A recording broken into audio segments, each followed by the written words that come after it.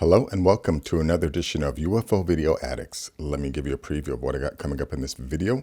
The first is this woman who caught what looks like another planet or something above the sun. I thought it was a lens flare, but it's definitely not lens flare. Let's see, I have this clip here from Kean talking about this new project that she's been working on. And she talks about this post that was tweeted or retweeted by Chris Mellon about this Anjali leading a team to meet higher density beings who have a message for humanity. And what that means. Let's see, this was a video that was submitted by someone in the comments. This French astronaut here apparently tried to commit suicide, but before she said that, she said Earth must be warned. Let's see, also have this video here. I know this one I've played before, but I'm sure, not everyone has seen it, but some plane watchers who, who meet to watch planes, caught 3 of these triangle crafts flying over Texas. Also have this video here of this former Air Force pilot, talking at the citizens' hearing on disclosure about seeing 2 UFOs under the water and how one of the UFOs had malfunctioned and the other one was helping it repair it. Let's see. Also have this video. This is from 1995. This is an interview being done of Tupac Shakur, and someone pointed out that this object here may be a UFO because it just moves into the frame and then moves out. Also have this quick video here of this mysterious plane scanning the San Diego Mission Beach area. And then let's see, I have this video here that talks about all of these pyramids that were found in China. And then last is this article here about Russian Navy UFO records say aliens love oceans, which is what I've been saying. It's not because they love oceans, it's because that's most likely where they live. Anyways, let's go to this first video here. This is from BitChute. Check this out. Let me just back up a little here. Okay, so here I am out here in September, and as you can see, there's obviously a really very clear planet that is right north of the sun. And while I would love to say it was the moon, but since the moon happens to be right here on the opposite side, there's no way it is. And since we all have been taught in school that Mercury and Venus do not show up, oh, just look at that planet just beaming and shining right now. Somebody tell me what it is. Thank you. Yeah, again, initially I would say that it's a lens flare, but you can see when she's moving the camera around that there is no lens flare. And I think that if you look, like in this reflection in the water, like I didn't see it, but I would imagine that you would you see, the reflection of this in the water, right? But I don't think she gave a wide enough shot to see that. But anyways, a link to this will be in the description.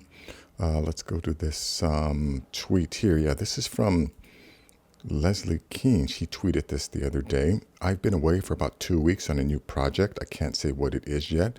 I've been off Facebook, met with Chris Mellon and Lou Elizondo, and there was a lot going on behind the scenes. Here is a recent post from Chris.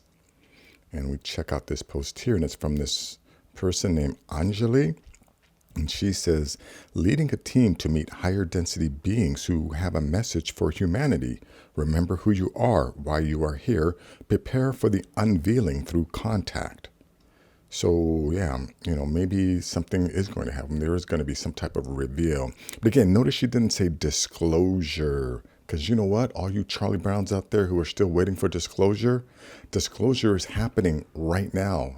By people like me, by people like Kean, by people like Christopher Mellon, and anyone else who's releasing all of this information to the public, right? You don't have to be these sheep brains that wait for the government to tell you what you can believe.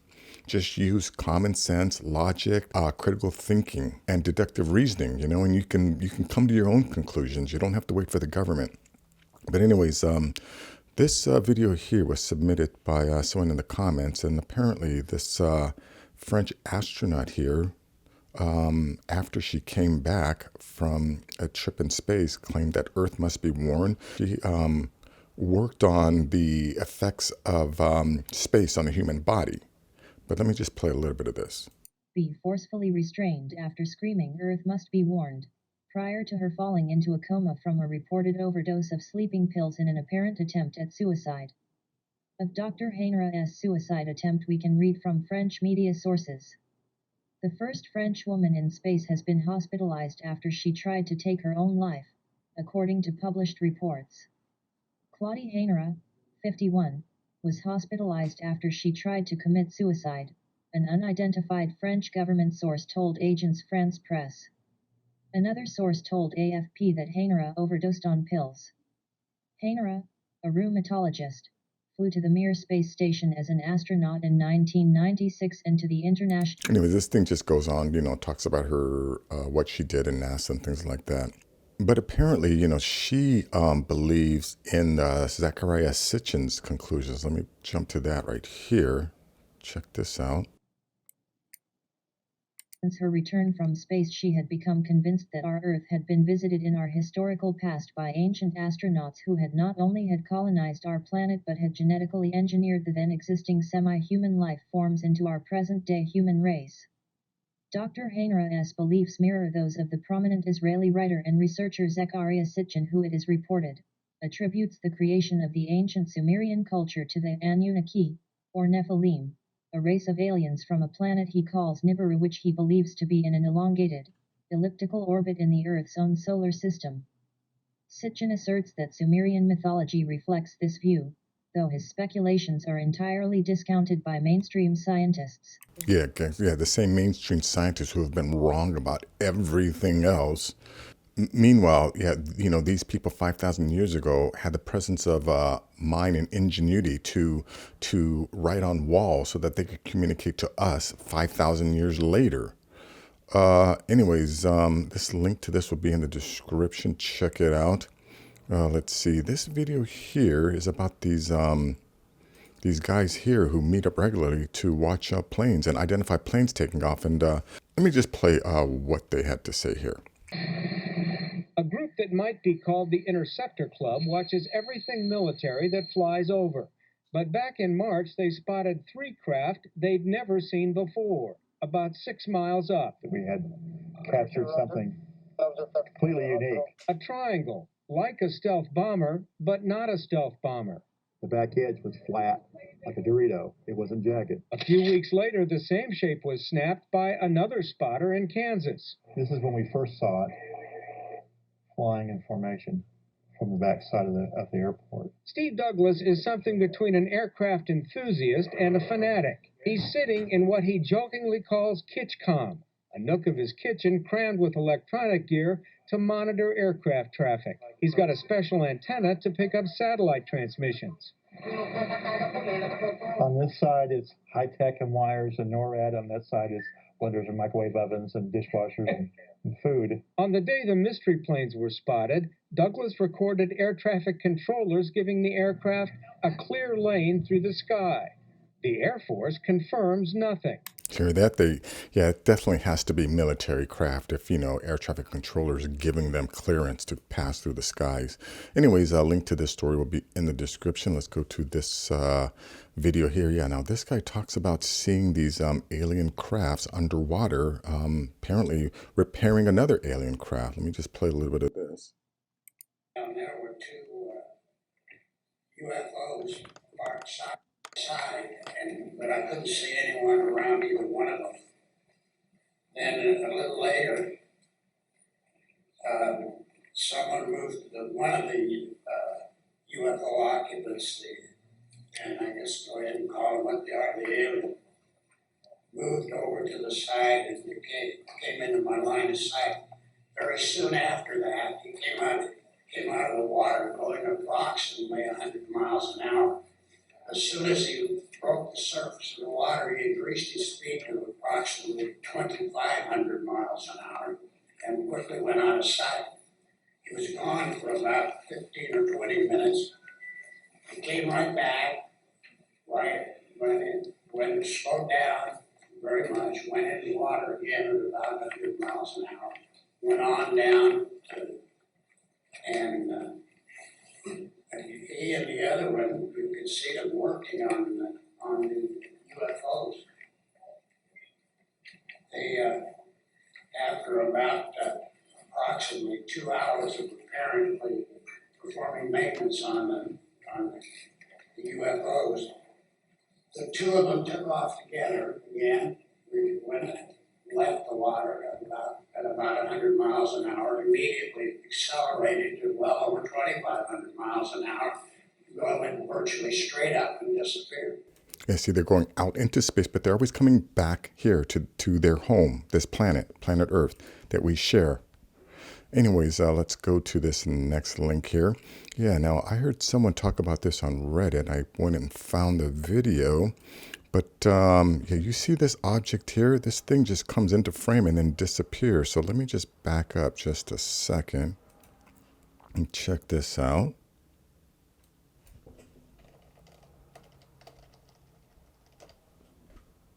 Early life, were you introduced to this quote-unquote thug mentality?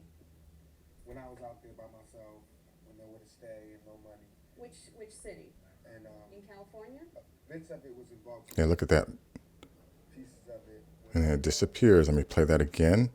Comes in right before the 10-minute mark. Right there. Let's play that Were again. you introduced to this quote-unquote thug mentality? When I was out there by myself, with nowhere to stay and no money. Which Watch, city? it's going to come in right in here. California? Bits of There it was is. Baltimore. Pieces of it. And disappears. Anyways, it yeah, right before the 10-minute mark in this Tupac on Growing Up Poor video. Link will be in the description. Let's go to this video here. Yeah, this one's a quick video. It's only 15 seconds, but let me just play this one.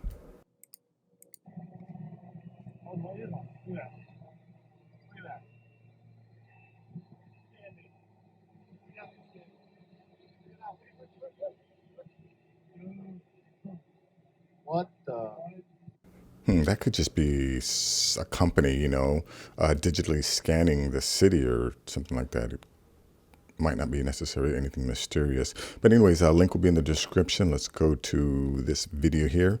Yeah, this video here talks about all of these pyramids that were located in China. And, I was told that the reason why we have pyramids, is like at the Pyramid of Giza, and it's in the shape of Orion's belt, is because it lets any passing ship, like if a ship is passing planet Earth and they happen to scan planet Earth, of course they're going to come across these things. And these things supposedly resemble star constellations. And what that's telling, the spacecraft is that we understand space, that we're also space travelers because, we can recreate star constellations, which is apparently what, people who travel through space use, how they get around. But let me just play a little bit of this.